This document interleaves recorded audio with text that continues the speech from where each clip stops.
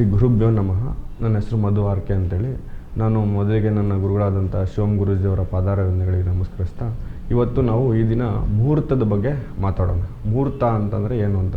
ಈಗ ನಾವು ಯಾವುದೇ ಕೆಲಸ ಮಾಡಬೇಕಾದ್ರೂ ಒಂದಿಷ್ಟು ಸಮಯ ಬೇಕಾಗುತ್ತೆ. ಅದು ನಾವು ಏನು ಮಾಡ್ತಾಯಿದ್ದೀವಿ, ಎಲ್ಲರೂ ನಮ್ಗೆ ಇಷ್ಟ ಬಂದಿದ್ದ ಸಮಯದಲ್ಲಿ ನಾವು ಕೆಲಸ ಮಾಡ್ತಾಯಿದ್ದೀವಿ. ಬಟ್ ಮುಹೂರ್ತ ಯಾಕೆ ನೋಡಬೇಕು ಅಂತಂದರೆ, ಯಾವಾಗ ನಮಗೆ ಪ್ರಕೃತಿ ಸಹಕರಿಸುತ್ತೆ ಆವಾಗ ನಾವು ಆ ಕೆಲಸ ಮಾಡಿದ್ರೆ ಅದರಿಂದ ನಮಗೆ ಯಶಸ್ಸು ಸಿಗುತ್ತೆ ಮತ್ತು ಆ ಕಾಲ ನಾವೇನು ಕಾರ್ಯ ಮಾಡ್ತೀವಿ ಅದು ದೀರ್ಘಕಾಲ ಉಳಿಯುತ್ತೆ ಅಂಥೇಳಿ ತಿಳ್ಕೊಬೇಕಾಗತ್ತೆ. ಮುಹೂರ್ತ ಅಂತಂದರೆ ಪ್ರಕೃತಿಯನ್ನು ಹರಿಯೋದು, ಪ್ರಕೃತಿಯ ಚಲನೆ. ಪ್ರಕೃತಿ ಅಂದ್ರೇ ಚಲನೆ. ಅದು ಪ್ರಕೃತಿಯಲ್ಲಿ ಸಾಮಾನ್ಯವಾಗಿ ಏರುಪೇರುಗಳು ಆಗ್ತಾ ಇರುತ್ತೆ. ಆ ಏರುಪೇರುಗಳ ಬಗ್ಗೆ ನಮಗೆ ಅರಿವಿರಲ್ಲ. ನಾವು ನಮ್ಮ ಮನಸ್ಸಿನಾಗೆ ಇಷ್ಟ ಬಂದ ಹಾಗೆ ನಾವು ಆ ಕೆಲಸನ ಮಾಡೋದಕ್ಕೆ ಹೋಗ್ತೀವಿ. ಮನಸ್ಸಿಗೆ ಇಷ್ಟ ಬಂದಾಗ ನಾವು ಆ ಕೆಲಸನ ಮಾಡೋದಕ್ಕೆ ಹೋಗ್ತೀವಿ. ಮುಹೂರ್ತದಲ್ಲಿ ಯಾವಾಗ ಯಾವುದನ್ನು ಕನ್ಸಿಡರ್ ಮಾಡಬೇಕು ಅಂದರೆ, ನಾವು ಯಾವುದೇ ಒಂದು ಕಾರ್ಯ ಮಾಡಬೇಕಾದ್ರೆ ಆ ಕಾರ್ಯಕ್ಕೆ ಬೇಕಾಗುವಂಥ ಸಮಯ, ಎಷ್ಟು ಸಮಯ ಬೇಕಾಗುತ್ತೆ ಅದರ ಆಧಾರದ ಮೇಲೆ ನಾವು ಒಂದು ಶುಭ ಲಗ್ನ, ಶುಭ ಹೋರ, ಶುಭ ಮುಹೂರ್ತ ಮತ್ತು ಪುಷ್ಕರಾಂಶ ಆಗಲಿ ಅಥವಾ ನವಾಂಶ ಆಗಲಿ ಅದನ್ನು ನಾವು ಕನ್ಸಿಡರ್ ಮಾಡಬೇಕಾಗತ್ತೆ.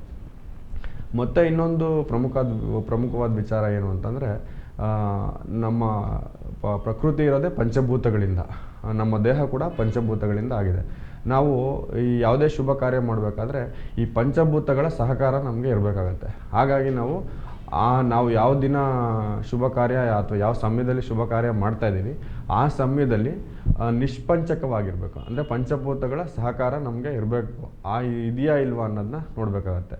ಮತ್ತು ಮುಂದುವರೆದು ಮುಹೂರ್ತದ ಉದ್ದೇಶ ಏನು ಅಂತಂದರೆ, ಒಂದು ಆ ಕಾರ್ಯಕ್ರಮ ಯಶಸ್ವಿಯಾಗಬೇಕು ಮತ್ತು ಆ ಕಾರ್ಯಕ್ರಮದ ಉದ್ದೇಶ ಕೊನೆವರೆಗೂ ಈಡೇರಬೇಕು ಅಂಥದ್ದು.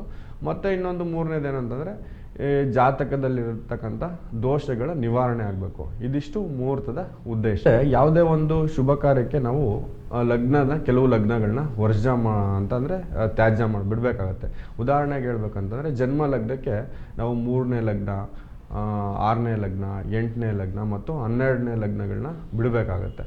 ಅದಾದಮೇಲೆ ಕೇಂದ್ರ ಸ್ಥಾನದಲ್ಲಿ ನಾವು ಒಂದು ಲಗ್ನನ ತಗೊಂಡಾಗ ಆ ಕೇಂದ್ರ ಸ್ಥಾನದಲ್ಲಿ ನಾವು ಬುಧಗ್ರಹರನ್ನ ನಿಲ್ಲಿಸಿ ಶುಭ ಕಾರ್ಯ ಮಾಡಿದಾಗ ನಮಗೆ ಜಾತಕದಲ್ಲಿನ ಒಂದು 500 ದೋಷಗಳನ್ನ ನಿವಾರಣೆ ಮಾಡ್ತಾರೆ ಅಂತೇಳಿ ನಮಗೆ ಹೇಳಿರ್ತಾರೆ.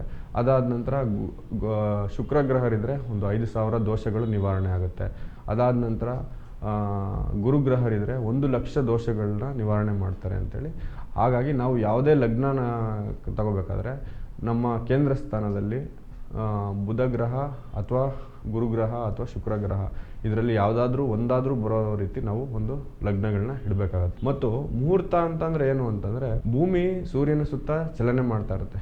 ಒಂದು ದಿನಕ್ಕೆ ಒಂದು 360 ಡಿಗ್ರಿ ಚಲನೆ ಮಾಡುತ್ತೆ. ಅಂದರೆ 24 ಗಂಟೆಯಲ್ಲಿ 360 ಡಿಗ್ರಿ ಚಲನೆ ಮಾಡುತ್ತೆ. ಅಂದರೆ 1 ಗಂಟೆಯಲ್ಲಿ ನಮಗೆ 15 ಡಿಗ್ರಿ ತಿರುಗುತ್ತೆ. ಅಂದರೆ 4 ನಿಮಿಷಕ್ಕೆ 1 ಡಿಗ್ರಿ ತಿರುಗುತ್ತೆ. ಈ ರೀತಿ ಪ್ರತಿ 12 ಡಿಗ್ರಿಗಳಿಗೆ ಭೂಮಿ ಮೇಲೆ ಬೀಳುವಂಥ ಸೂರ್ಯನ ಕಿರಣಗಳ ಪ್ರಭಾವ ಬದಲಾವಣೆ ಆಗ್ತಾ ಇರುತ್ತೆ. ಪ್ರತಿ 12 ನಿಮಿಷ ಅಥವಾ 2 ಗಳಿಗೆ ಅಥವಾ 48 ನಿಮಿಷ ಇದನ್ನೇ ನಾವು ಮುಹೂರ್ತ ಅಂತ ಹೇಳ್ತೀವಿ. ಒಂದು ಮುಹೂರ್ತ ಅಂತಂದರೆ ಸೂರ್ಯೋದಯದಿಂದ ಆರಂಭ ಆಗುತ್ತೆ. ಸೂರ್ಯೋದಯದಿಂದ ಆರಂಭವಾಗಿ ಪ್ರತಿ 12 ಡಿಗ್ರಿಗಳಿಗೆ ಸೂರ್ಯನ ಮೇಲೆ ಭೂಮಿ ಮೇಲೆ ಬೀಳುವಂಥ ಸೂರ್ಯನ ಕಿರಣಗಳ ಪ್ರಭಾವಗಳು ಬದಲಾವಣೆ ಆಗ್ತಾ ಇರುತ್ತೆ. ಕೆಲವು ಕೋನಗಳಲ್ಲಿ ಒಳ್ಳೆಯ ಪ್ರಭಾವ ಇರುತ್ತೆ, ಕೆಲವು ಕೋನಗಳಲ್ಲಿ ಕೆಟ್ಟ ಪ್ರಭಾವ ಇರುತ್ತೆ. ಈ ಒಳ್ಳೆಯ ಪ್ರಭಾವ ಇರ್ತಕ್ಕಂಥದ್ದೇ ಸುಮುಹೂರ್ತ, ಈ ಕೆಟ್ಟ ಪ್ರಭಾವ ಇರ್ತಕ್ಕಂಥದ್ದೇ ದುರ್ಮುಹೂರ್ತ. ನಾವು ಯಾವುದೇ ಶುಭ ಕಾರ್ಯ ಮಾಡಬೇಕಾದ್ರೂ ಈ ಸುಮುಹೂರ್ತನ ನಾವು ಆಯ್ಕೆ ಮಾಡಿದಾಗ ನಮ್ಮ ಕಾರ್ಯ ಯಶಸ್ಸು ಆಗುತ್ತೆ. ಇದು ಮುಹೂರ್ತ ಅಂತಂದರೆ ಏನಾಗಿದೆ ಅಂತಂದರೆ, ಪ್ರತಿಯೊಬ್ಬರೂ ಅಂದರೆ ಯಾವುದೇ ಒಂದು ವಿವಾಹ ಅಥವಾ ಗೃಹ ಪ್ರವೇಶ ಈ ಥರ ಶುಭ ಎಲ್ಲ ಕಾರ್ಯಗಳಿಗೆ ಮಾತ್ರ ಮುಹೂರ್ತನ ಅಥವಾ ಸಮಯನ ನೋಡ್ತಾರೆ. ಆದರೆ ನಾವು ಪ್ರತಿನಿತ್ಯ ನಮ್ಮ ದೈನಂದಿನ ಚಟುವಟಿಕೆಗಳಿಗೂ ಕೂಡ ನಾವು ಒಳ್ಳೆಯ ಸಮಯನ, ಪ್ರಕೃತಿ ನಮಗೆ ಸಹಕಾರ ಕೊಡುವಂಥ ಸಮಯನ ಆಯ್ಕೆ ಮಾಡಿಕೊಂಡು ಕೆಲಸ ಮಾಡಬೇಕಾಗತ್ತೆ. ಇದಿಷ್ಟು ಮುಹೂರ್ತದ ಉದ್ದೇಶ. ಇಷ್ಟು ಹೇಳಲು ಅವಕಾಶ ಮಾಡಿಕೊಟ್ಟ ಎಲ್ಲರಿಗೂ ನನ್ನ ಧನ್ಯವಾದ.